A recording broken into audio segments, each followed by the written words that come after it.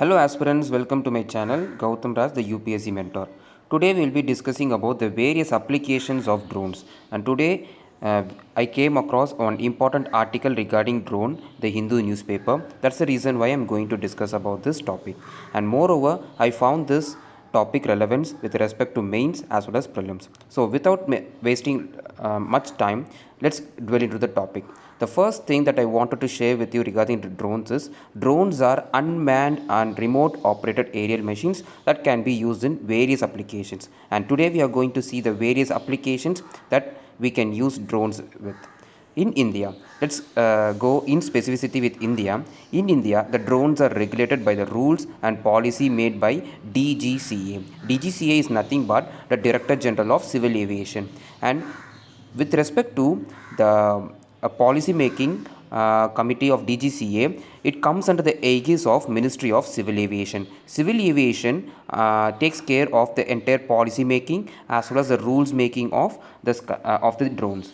And let's dwell into the article which we came across in Hindu. This is the article, the third eye in the sky. Okay, so this has given a lots of application related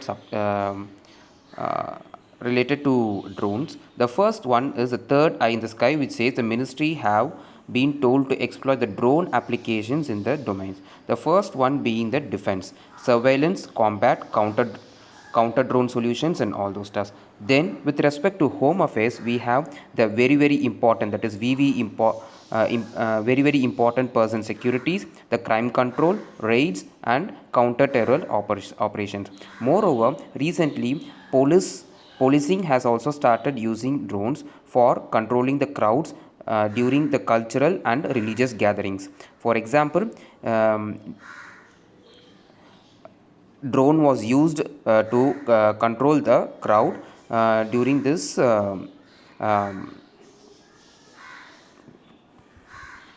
the family and the health welfare. The family and health welfare delivering of medicines, sample collections of tests. Next comes the agriculture. The crop of the soil health, monitoring anti-locust work, insurance and insurance claim survey. The next comes the Panchayat Raj, the land records and property rights. Next comes the environment, which deals with the forest, climate change, anti-poaching operations and monitoring wildlife. Next is the power, the real-time surveillance of assets and transmission lines. The last one is the road transport, the project monitoring the incident responses. So all these stuffs are important with regard to drones, and for more content like this, do follow the channel and subscribe.